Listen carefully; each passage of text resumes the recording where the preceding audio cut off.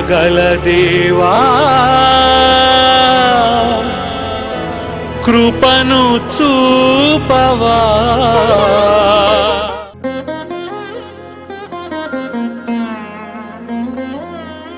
కృపగల దేవా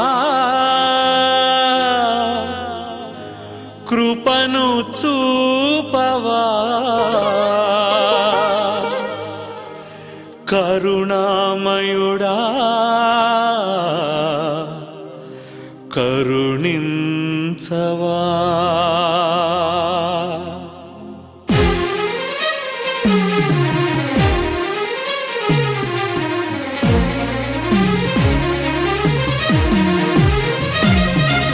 కృపగల దేవా కృపను చూపవా కరుణామయుడా కరుణించవా కృపగల దేవా కృపను చూపవా కరుణామయుడా కరుణించవా నీకే నా ఆరాధన నీకే నా ప్రార్థన ఈ నూతన సంవత్సర ఆరాధన నీకే నా ప్రార్థన కృపగల దేవా కృపను చూపవా కరుణామయుడా కరుణించవా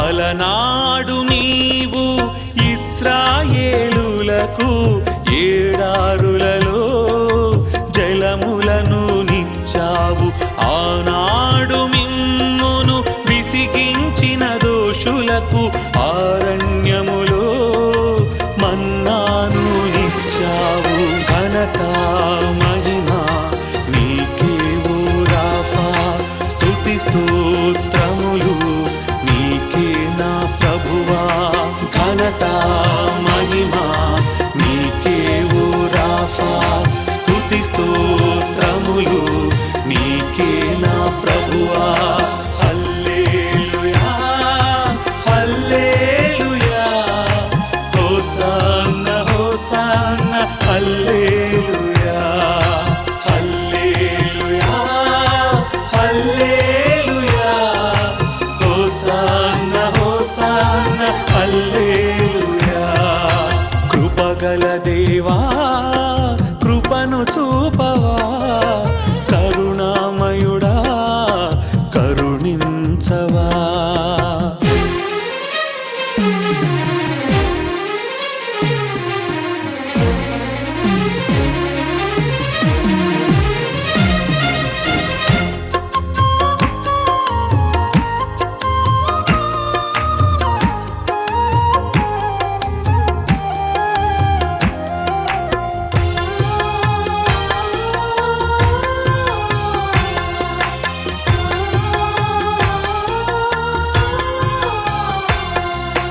అద్వితీయ కుమార ఓ మేసయ్యా మా పాప భారములను నీవు మోసితివా ఆశ్చర్యకరమైన నీ ప్రేమచే మా కొరకై సిలువలో మరణించితివా ఘనత మహిమ నీకే ఓ రాఫా స్తుతి స్తోత్రములు నీకే నా ప్రభువా ఘనత మహిమ నీకే ఓ రాఫా స్తుతి స్తోత్రములు నీకే నా ప్రభువా హల్లెలూయా హల్లెలూయా హోసన్నా హోసన్నా హల్లెలూయా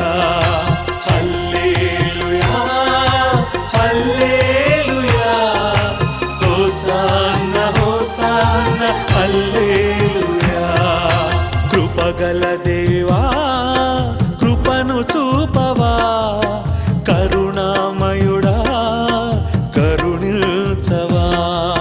కృపగల దేవా కృపను చూపవా, కరుణామయుడా కరుణించవా. యేసుక్రీస్తు వారి రాజసువార్తను ప్రకటించుటకు దేవునిచే పిలువబడిన యేసురాజను నేను లోకంలో ఉండిన దేవుని సంఘమునకు యేసుక్రీస్తు నామమున ప్రతి స్థలములలో ప్రార్థించు ప్రతి ఒక్కరికి కూడా త్వరలో రానవున్న నజరేయుడైన శక్తి గల యేసు నామమున మీ అందరికీ శుభములు తెలియపరుస్తూ ఉన్నాను. దేవునికి ప్రియమైన వారలారా, ఈ యొక్క రాకడ సమయము మరియు అంత్య దినములలో ప్రేమలు చల్లారును, మరియు కక్షలు అనేకమైన విధములో, మరి ద్వేషములు, రాజ్యముల మీదికి రాజ్యములు, దేశముల మీదికి దేశములు, మరి జాతుల మీదికి జాతులు లేస్తూ ఒకరిని ఒకరు భక్షించుచు చంపుకొనొచ్చు, మరియు రాను రాను యుద్ధముల కోసము ప్రతి ఒక్కరు కూడా పోరాటాలు చేస్తూ ఉంటున్నారని వాక్యము సెలవిస్తూ ఉన్నది. అలాంటి సమయంలో కుటుంబములలో ప్రేమలు తగ్గుచ్చి ఉన్నాయి. మరియు కుటుంబాలలో, మరి అన్నదమ్ములలో, మరి భార్యాభర్తలలో, బంధువులలో, సమస్తమైన విషయములలో మనిషి యొక్క మనస్సు, మనిషి అన్నవాడు కరువైపోతూ ఉన్నాడు అనే రీతిగా ప్రతి ఒక్కరూ ప్రవర్తిస్తూ ఉన్నారు. దేవునికి ప్రియమైన వారలారా, ఇలాంటి స్థితిలో మనము ఒక వాక్యమును జ్ఞాపకం చేసుకునవలసి ఉన్నది. ఇర్మియా 31వ అధ్యాయము 3వ వచనములో చాలా కాల తర్వాత దేవుడు మాట్లాడి ఉన్నాడు అని ఇక్కడ చెప్తూ ఉన్నాడు. ఏమని మాట్లాడుచు ఉన్నాడు? శాశ్వతమైన ప్రేమతో నేను నిన్ను ప్రేమించుచున్నాను కనుక విడువక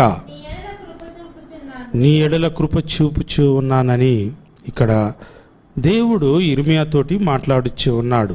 అంతకుముందు ఇర్మియా ప్రవక్తతో దేవుడు రానున్న ఉగ్రతను గురించి, తాను శిక్షిస్తున్న క్రియలను గురించి, రాబో దినములలో ఎలాంటి స్థితులు ఉంటాయి అనే విషయములను తెలియపరిచాడు.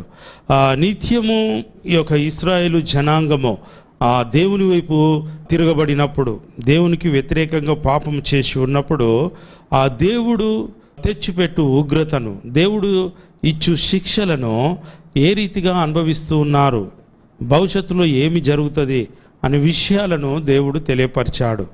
కానీ దేవునికి ప్రియమైన వారలారా, ఇలాంటి స్థితిలో దేవుడు నీతో మాట్లాడుచూ ఉన్నాడు. నీవు కూడా దేవునికి తిరగబడిన దానిగా ఉన్నావా? దేవుని వైపు వ్యతిరేకంగా ప్రయాణం చేస్తూ ఉన్నావా? దేవునితో సంబంధం లేకుండా ఉన్నావా? దేవుని ప్రేమ, మనుషుల ప్రేమ మరి నాకు లేదు అని అనుకుంటున్నావా? దేవుడు ఈరోజు ఈ వాగ్దానం ద్వారా 31వ అధ్యాయం ద్వారా ఆయన మాట్లాడుతూ ఉన్నాడు. శాశ్వతమైన కృపతో మరి ప్రేమతో నేను నిన్ను ఆదరిస్తున్నానని చెప్తూ ఉంటున్నాడు. ఈరోజు అనేక మంది ఏ లోకంలో ఉన్న వస్తువులపైన మరియు ఆ నశించిపోయే మనుషులపైన ప్రేమను పెంచుకొని దేవునికి దూరమవుతూ ఉంటున్నారు. దేవుని వాక్యమును వినకుండా, దేవుని మందిరానికి వెళ్ళకుండా, మరియు దేవుని యొక్క సేవకులను ఆదరించకుండా, మరియు ఆ దేవుని ప్రేమను లేకుండా వారు జీవిస్తూ ఉన్నాడు. దేవుడు ఏమంటున్నాడంటే, యేసు ప్రభుల వారు నేను ప్రేమ స్వరూపి అంటున్నాడు. దేవుడు ప్రేమై ఉన్నాడని అంటున్నాడు. ప్రేమ లేని వాడైతే ఎలాంటి స్థితిలో అన్య భాషలు మాట్లాడినను, అనేకమైన స్థితిలో దేవదూతల భాషలు మాట్లాడినను కూడా ప్రేమ లేని వాడైతే వ్యర్థమని కొరింథీయులకు రాసిన పత్రికలో భక్తుడైన పౌలు సెలవిస్తూ ఉన్నాడు. మరియు ఆ దేవుని ప్రేమ మనము గమనించినట్టయితే అది శాశ్వత కాలముగా ఉంటూ ఉన్నది, శాశ్వతమైన ప్రేమగా ఉంటూ ఉన్నది. దేవుని యొక్క మాటలను మనం ఒకసారి గమనించినట్టయితే దేవునికి ప్రియమైన వారలారా, యెషయా గ్రంథములో ఇక్కడ దేవుడు మాట్లాడుచూ ఉన్నాడు. ఎలాంటి స్థితిలో మనము ఉన్నను కూడా యెషయా గ్రంథము 46వ అధ్యాయం 3-4 వచనాలను లేదా మరియు అనేకమైన విషయములలో చిన్నపిల్ల వారి సైతము వారి యొక్క స్థితిగతులను ఒకసారి మనం జ్ఞాపకం చేసుకున్నట్టయితే 46వ అధ్యాయంలో ఇక్కడ దేవుడు ఏమని మాట్లాడుచూ ఉన్నాడు? యాకోబు ఇంటి వారలారా, ఇశ్రాయేలు ఇంటి వారిలో శేషించిన వారులారా,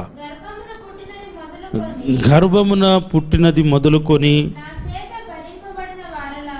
నా చేత నిర్మించబడిన వారులారా,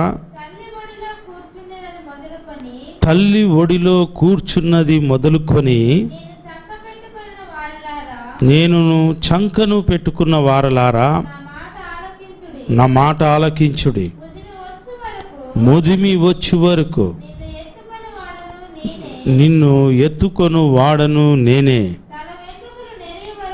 తల వెంట్రుకలు నెరువు వరకు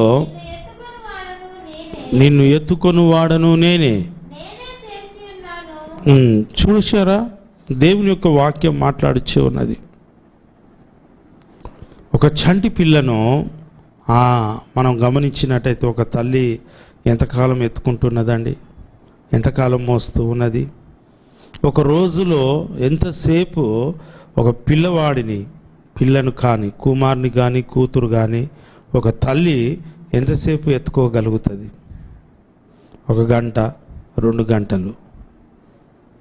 ఇక్కడ దేవుడు ఏమని సెలవిస్తూ ఉంటున్నాడంటే, దేవునికి ప్రియమైన వాళ్ళారా, నీ తల్లి ఒడిలో నువ్వు మరియు గర్భంలో పుట్టినది మొదలుకొని నీ ముసలితనము వరకు, ముదమి వచ్చే వరకు నేను ఎత్తుకుంటాను అంటున్నాడు.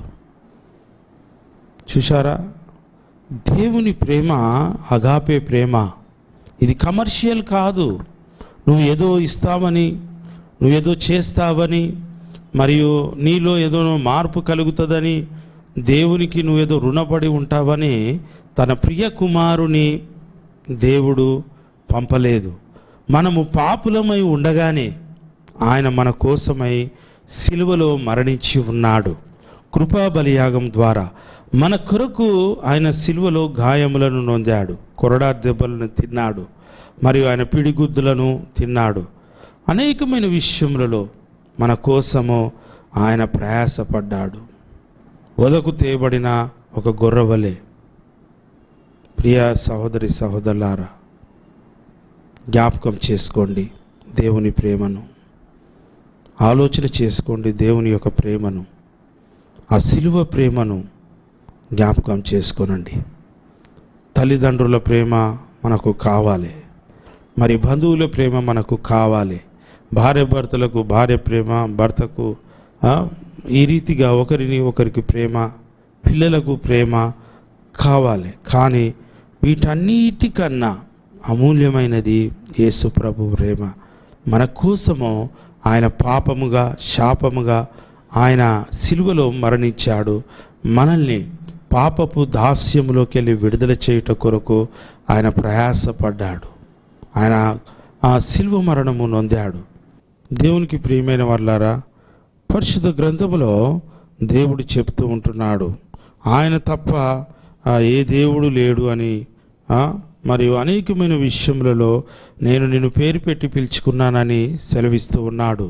ఈ లోకములో ఉన్న ప్రేమ శాశ్వతమైనది కాదు. అందువల్లనే ఆయన శాశ్వతమైన ప్రేమతోటి ఆయన నేను నిన్ను పిలుస్తూ ఉన్నాను అంటున్నాడు, ప్రేమిస్తున్నాను అని అంటున్నాడు. అబ్రహాము, ఇస్సాకు, యాకోబుల దేవుడైన దేవుడు మరియు ఇశ్రాయేలు జనాంగము ఈజిప్టులో బానిసలుగా ఉన్నప్పుడు అబ్రహామును జ్ఞాపకం చేసుకొని వారి మొరను విని ఆయన భూమి మీదకి వచ్చి ఉన్నాడు. వారి కోసము ఒక రోజు భోజనము ఇచ్చుటకు రాలేదు, లేదా 1 సంవత్సరము పోషించుట కొరకు ఆయన రాలేదు. కానీ వారి కోసము ఒక దేశమును ఇచ్చుటకు వచ్చి ఉన్నాడు. ఆ దేశము ఎలాంటిదంటే పాలు తేనెలు ప్రవహించే దేశము, మరియు ఆ నిత్యము సంతోషముతో ఉండే ఆ దేశమునకు ఆయన నడిపించి ఉన్నాడు. వీరికి ఈ బానిసలుగా ఈజిప్టులో 430 సంవత్సరములు వీరు బానిసలుగా ఉన్నారు. అలాంటి స్థితిలో వీరికి జీతభత్యములు లేవు, తినటానికి తిండి లేదు, త్రాగటానికి నీరు లేదు, పని తప్ప వీరికి ఫలితము లేదు. అలాంటి స్థితిలో దేవుడు వీరికి ఒక దేశమును ఇస్తానంటున్నాడు, ఒక వాగ్దాన భూమిని ఇస్తానంటున్నాడు. ఆ వాగ్దానం చేయబడిన, మరి అబ్రహాముతో చేయబడిన వాగ్దానమును నెరవేర్చుటకు ఆయన ఎన్ని సంవత్సరములైనను ఇశ్రాయేలు దేవుడు కునుకలేదు, నిద్రపోడు ఆయన. అందుకోసము ఆ శాశ్వతమైన ప్రేమ మనలో ఉంటుంది. ఆ దేవుని యొక్క దృష్టిలో ఆ శాశ్వతమైన ప్రేమ కోసము మనము అశాశ్వతమైనవి వదులుకొనవలసి ఉన్నది. ఈ లోక నటన, ఈ లోక స్నేహము, ఏ లోకమైన విషయముల మీద మనము మనసు పెట్టకుండా మనము పైవన్నీ కూడా వెతకాలని వాక్యము సెలవిస్తున్నది. మన యొక్క స్థితి, పరలోక స్థితి పరలోకమునందు ఉందని వాక్యము సెలవిస్తూ ఉన్నది. దేవునికి ప్రియమైన వర్లారా, మరియు ఈ యొక్క దేవుని ప్రేమ ఎలా ఉంటుందో 1 కొరింథీయులకు రాసిన పత్రిక 13వ అధ్యాయంలో 4వ వచనములో మనం చూస్తూ ఉన్నాము. ఒకసారి ప్రేమ దీర్ఘకాలము సహించును, దయ చూపించును, ప్రేమ మత్సరపడదు, ప్రేమ డంబముగా ప్రవర్తించదు, అది ఉప్పొంగదు, అమర్యాదగా నడవదు, స్వప్రయోజనమును విచారించుకొనదు, త్వరగా కోపపడదు, అపకారమును మనసులో నుంచుకొనదు, దుర్నీతి విషయమై సంతోషపడక సత్యమునందు సంతోషించును. ఈ యొక్క అన్నిటికీ తాలుకుంటాది. చూశారా, ఇది దేవుని ప్రేమలో కొద్దిగన్న మనలో ఉంటే, ఆ ప్రేమ విషయములో దేవునికి ప్రియమైన వాళ్ళారా, ఆ తప్పిపోయిన కుమారుని మనము గమనించినట్టయితే, ఒక ధనవంతునికి 2 కుమారులు ఉంటారు. అందరికి తెలిసిన విషయమే. ఒకడు చిన్నవాడు ఆ ఆస్తిని తీసుకొని తండ్రితో తగువులాడి ఆ ఆస్తిని పంచమని చెప్పి తీసుకొని వెళ్ళిపోతాడు. ఆ ఆస్తి అంతయు కూడా మరి జూదములకు, వేశ్యలకు, ఏ లోకమైన స్నేహితులకు అందరికీ కూడా తన ఆస్తిని విచ్చలవిడిగా ఖర్చు చేస్తాడు. కొన్ని రోజులైపోయిన తర్వాత అతను దీన స్థితిలోకి దిగజారిపోతాడు. చివరికి పందుల పొట్టును తినుటకు కూడా అతను ఆశించినప్పుడు ఆ పందులకు వేసే పొట్టు అతనికి దక్కగా ఖాళీ కడుపుతో అతను బాధపడుతూ ఉంటాడు. చూశారా, ఈ లోకమైన విషయంలో మనం గమనించినట్టయితే దేవుని యొక్క ప్రేమను, దేవుని యొక్క ఇంటిని, దేవుని యొక్క గృహమును విడిచిన వారుగా మనం ఉంటున్నాము. ఏదేను తోటలోకి వెళ్ళి ఆదాము అవ్వలో వెలివేయబడ్డ తర్వాత వాళ్ళ పరిస్థితి ఆ రీతిగానే అయిపోయాది. ఆ స్థితిలోనే ఉన్నారు. వారికి చెమట, వారి యొక్క రక్తము చెమటగా మారితేనే ఆహారము. వారి వలన భూమి శపించబడ్డది. ఈ భూమి మీద ముళ్ళ పొదలు మొల్చాయి. ప్రతి నరుడు కష్టం చేయవలసినదే. అవ్వ తన పురిటి నొప్పులతోటి, ఆమె ప్రసవ వేదనతోటి జీవిస్తూ ఉన్నది, వీరు చేసిన యొక్క తప్పిదముల వలన. అదే స్థితిలో ఈరోజు ఈ యొక్క తప్పిపోయిన కుమారుడు ఆ యొక్క బాధాకరమైన స్థితిలో ఉన్నాడు. అతనికి బుద్ధి వచ్చి ఉన్నది, పశ్చాత్తాపపడ్డాడు, మరియు తండ్రి ఇంటిని జ్ఞాపకం చేసుకున్నాడు. ఆ తండ్రి ఇంటిలో ఒక పనివానిగా నుంటుటకు అతను పరిగెత్తుకొని వస్తూ ఉన్నాడు. మారు మనసు నొంది పశ్చాత్తాపపడి పరిగెత్తుకొని వస్తూ ఉంటే, దేవునికి ప్రియమైన వాళ్ళారా, ఆ తండ్రి ఎలా ఉన్నాడంటే, తండ్రి కోసం కుమారుడు వస్తూ ఉంటాడని తెలిసి అతను వెళ్ళిన ఆ క్షణము నుంచి ప్రతిరోజు ఆ మీద నిలబడి తన కుమారుని కోసం ఎదురు చూస్తూ ఉన్నాడు. అప్పుడు ఆ కుమారుడు వస్తూ ఉన్నాడు. కొన్ని సంవత్సరముల తర్వాత ఆ కుమారుడు వస్తూ ఉంటే తండ్రి ఆ మెట్లు దిగి పరిగెత్తుకొని పోయి కుమారుని హత్తుకొని మెడ మీద ముద్దులు పెట్టుకొనిచ్చు కౌగలించుకొని తీసుకొని వెళ్ళి ప్రశస్తమైన వస్త్రములు ధరించుకొని ఒక ఉంగరమును మరియు బంగారపు గొలుసును వేసి, నా కుమారుడు మరలా చనిపోయి బ్రతికాడు అని సాక్ష్యం చెప్తూ ఉన్నాడు. ఇది తండ్రి ప్రేమ. అలాగే ఈరోజు దినమెల్లా నేను చేతులు చాపి నా వైపు తిరగబడిన ప్రజల వైపు నేను శాశ్వతమైన ప్రేమతో ఎదురు చూస్తూ ఉన్నాను. వారి పాపములను క్షమించుట కొరకు నేను సిద్ధంగా ఉన్నాను. మీ కొరకు నేను ప్రాణం పెట్టానని సిలువ మీద యేసు ప్రభుల వారు మన కోసము ఆ చనిపోయిన ఆ సాదృశ్యమును ఒకసారి మనం జ్ఞాపకం చేసుకునవలసి ఉన్నది. శాశ్వత ప్రేమ మరణించి ఉన్నది. శాశ్వత కాలం కోసము మన కొరకు ఎదురు చూస్తూ ఉన్నది. దేవునికి ప్రియమైన వర్లారా, ఈరోజు మీ యొక్క పరిస్థితులను, మీ స్థితులను మీరు జ్ఞాపకం చేసుకోవాలని నేను మనవి చేస్తూ ఉన్నాను. దేవుడు గొప్పవాడుగా, మన యందు కార్యములను చేసేవాడిగా ఉంటున్నాడని ఒకసారి జ్ఞాపకం చేసుకోనండి. మరి ఈ లోకమైన ప్రేమను మనం గమనించినట్టయితే ఆ యొక్క తప్పిపోయిన ఆ కుమారుని విషయములలో తండ్రి సంతోషపడుతూ ఉన్నాడు. మరి తప్పిపోయిన కుమారుని అతని అన్న ఇతను వచ్చినందుకు బాధపడుతూ ఉన్నాడు, అలిగిరాడు, జలసిగా ఫీల్ అవుతూ ఉన్నాడు. వీధులలో నిలబడ్డాడు. విందు జరుపుతూ ఉన్నప్పుడు అందరిలో తండ్రిని అవమానపరుస్తూ ఉన్నాడు. ఒక వ్యభిచారికి, ఒక త్రాగుబోతుకు, ఒక అసహ్యుడికి, నీ ఆస్తిని కాజేసిన వానికి, తగలబెట్టిన వానికి నువ్వు ప్రేమను చూపెడుతూ ఉన్నావు. ఎలా చూపెట్టగలుగుతూ ఉన్నావు? అతడు చచ్చిపోతే బాగుంటుండే అని తన హృదయంలో అనుకుంటున్నాడు. అందరి ఎదుట తండ్రిని అవమానపరుస్తూ ఉన్నాడు, తండ్రి యొద్దనే ఉండి. ఈరోజు అలాగే ఆ మారు మనసు నొందిన ఆ పాపుల విషయంలో, త్రాగుబోతుల విషయంలో, మరి వ్యభిచారుల విషయంలో సంఘములు ఆ రీతి అయిన నిర్లక్ష్యపు ప్రేమను కలిగి ఉంటున్నాయి. ఎవరైనా నీతిమంతుడిగా మారితే ఈరోజు వారికి ఇష్టం లేదు. పాపం చేసేవాడు పాపం వదిలిపెడితే వారికి ఇష్టం లేకుండా ఉంటూ ఉన్నది. కానీ దేవుని ప్రేమ ప్రతి ఒక్కరిని పిలుస్తూ ఉన్నది. సమస్తమైన జనులారా నా యొద్దకు రండి అని పిలుస్తూ ఉన్నది. ప్రియ సహోదరి సహోదరులారా, శాశ్వతమైన ప్రేమ విషయంలో నీ యొక్క తలంపులు ఏ రీతిగా ఉన్నాయి, నీ యొక్క ఆలోచనలు ఏ రీతిగా ఉన్నాయి? ప్రతి ఒక్కరి విషయంలో కూడా మనము ఈ యొక్క శాశ్వతమైన ప్రేమను గురించి మనము తెలియపరచాలి. ఈ శాశ్వతమైన ప్రేమ దేవుని కోసము మనము ఏమి చేయగలుగుతూ ఉన్నామని ఒకటి మనము జ్ఞాపకం చేసుకోవాలని కోరుతూ ఉన్నాను. మరి ఆయన శాశ్వతమైన ప్రేమ కోసము మనము నిరీక్షించుకోవలసి ఉన్నది.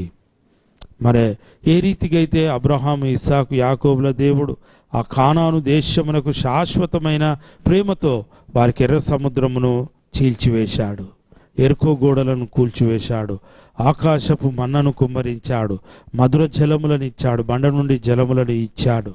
ఈరోజు నీవు నేను కూడా మరి నూతన యెరూషలేము పట్టణములో, వాగ్దాన భూమిలో దేవునితో సావాసం చేయుట కొరకు, దేవునితో రాజ్యము, వేయేళ్ల రాజ్య పరిపాలన నిమిత్తము మనమందరము కూడా సిద్ధపడి శాశ్వతమైన ప్రేమ కోసము అశాశ్వతమైనవి వదిలివేయాలి. ఏ లోకమైన కోరికలను మనము చంపుకొనవలసి ఉన్నది. ఏ లోక నటన గతించిపోతూ ఉన్నది. ఆయన వాక్కు, ఆయన వాక్యము, ఆయన ప్రేమ శాశ్వత కాలముగా ఉంటున్నదని ఎవర్లాస్టింగ్ గాడ్ మనతో చెబుతూ ఉంటున్నాడు. అందుకోసము ఈయన నిజదేవుడు. ఈ శాశ్వతమైన ప్రేమ ఒక రాయి, ఒక రప్ప, ఒక చెట్టు, ఒక మూగ విగ్రహము దగ్గర దొరకదు. అందుకోసము ఈ శాశ్వతమైన ప్రేమను కలిగి ఉండాలని, శాశ్వతమైన కృపతో మిమ్మల్ని ఆదరిస్తున్నానని చెప్పిన మాటలను విని మనమందరూ ధైర్యం కలిగి ఉండాలని కోరుకుంటున్నాను. మీరందరూ తలలు వంచినట్టయితే ప్రార్థన చేసుకుందాం. సర్వోన్నతమైన దేవ, నీ వందనములు చెల్లిస్తూ ఉన్నాను. గొప్ప దేవుడవు నాయన, గొప్ప కార్యములను చేయు దేవుడుగా ఉన్నావు. మీరు శాశ్వతమైన ప్రేమతో మమ్మల్ని ఆదరిస్తూ మీ యొక్క కృప చూపెడుతున్న విధానాన్ని బట్టి మీకు వందనములు చెల్లిస్తూ, ప్రతి ఒక్కరికి కూడా మీ శాశ్వతమైన కృపను దొరికేటట్టుగా వారి హృదయములను మరి ప్రేరేపించి వారిని బలపరచమని నా యొక్క మనవి, మరి మీరు నా విధించిన ఆత్మానుసారంగా అడిగి వేడుకొనిచ్చు ప్రార్థిస్తున్నాను తండ్రి. ఆమేన్. నాకు ఇప్పుడు మోకాళ్ళల్లా బాగా కష్టం ఉండే, ఇప్పుడు అక్కడి నుంచి ఇక్కడికి వచ్చే వరకు మంచిగా. ఒకసారి నాడు ఇప్పుడు ఎట్లుంది చూడు. స్వస్థత తైలం కూడా ఉంది, అది ఉపవాస ప్రార్థన నూనె తీసుకోండి, దేవుడు తప్పకుండా మిమ్మల్ని స్వస్థపరుస్తాడు. ఇప్పుడు ఎట్లా నడుస్తున్నాయి? ఇప్పుడు కొంచెం మంచిగా నడుస్తుంది. ఏం పేరు నీ పేరు? విజయ. దేవుడి ఇవన్నీ దీవించును గాక. ఆమేన్. హల్లెలూయా.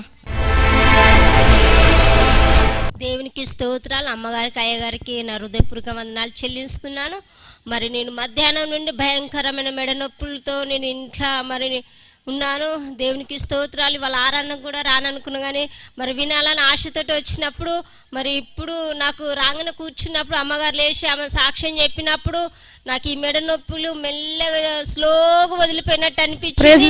అయ్య గారు మొత్తం ఆరాధన ఆ వాక్యం చెప్పి ముగించేసరికి మొత్తం నా మెడ నొప్పులు పోయినాయి. గట్టిగా చప్పట్లు కొట్టి దేవుని పరసాం. హల్లెలూయా. నా చెవులకి వెళ్ళిపోయింది. అప్పుడు వేడి గాలితో వచ్చింది. నేను ఇప్పుడు పోయేటప్పుడు ఎంజిఎం లో చూసుకొని పోతానని చాలా బాధతో కూర్చున్నాను. దేవునికి స్తోత్రాలు, వందనాలు. అమ్మగారికి అయ్యగారికి నా హృదయపూర్వక వందనాలు. Praise lord. దేవుడు గొప్ప కార్యం చేశాడు. హల్లెలూయా. అమ్మా ఇట్రా, ఏం పేరు నీ పేరు? తిరుమలమ్మ గారు హాస్పిటల్ కు వెళ్ళి ఆమె ట్రీట్మెంట్ తీసుకుందామని వచ్చింది. కానీ మీటింగ్కు వచ్చిన తర్వాత దేవుడు మరి ప్రార్థన చేస్తూ ఉన్నప్పుడు, సాక్ష్యం చెప్తూ ఉన్నప్పుడు, వాక్యము చెప్తూ ఉన్నప్పుడు ఆమెలో మెడ నరాలకు కూడా చాలా వేడి వెళ్ళిపోతుంది. చల్లటి గాలి. దేవునికి ప్రియమైన వాళ్ళారా, దేవుని చేత అభిషేకించబడి, దేవుని చేత పట్టబడి, మరియు ఎవల్లా మినిస్ట్రీ సమస్తమైన దేవుని పక్షంగా నడిపిస్తున్న సంస్థ, మరియు వాక్యము చెప్తూ ఉన్నప్పుడు స్వస్థతలు జరుగుతాయి, పాట పాడుచూ ఉన్నప్పుడు స్వస్థతలు జరుగుతాయి, మాట్లాడుచూ ఉన్నప్పుడు కూడా స్వస్థతలు జరుగుతూ ఉన్నాయి.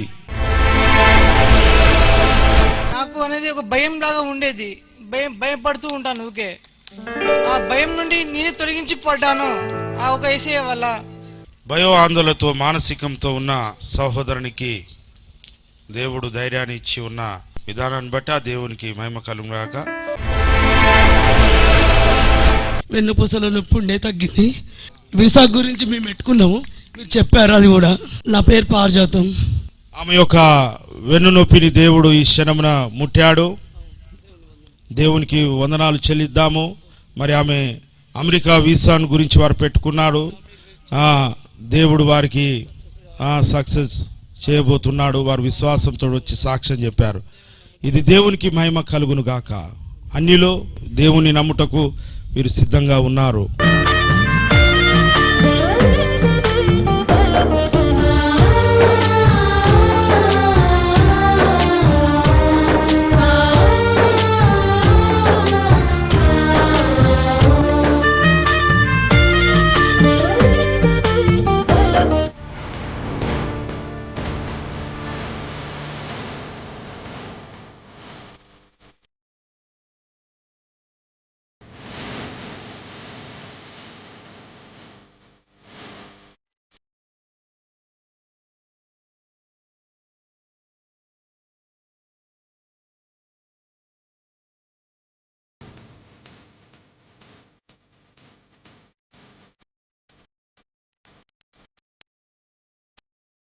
మా యొక్క address reverend T S Yesuraju, heavenly ministry, clock tower centre, church compound, Nalgonda 508001, south India. మా యొక్క ఫోన్ నెంబర్ 9848075733.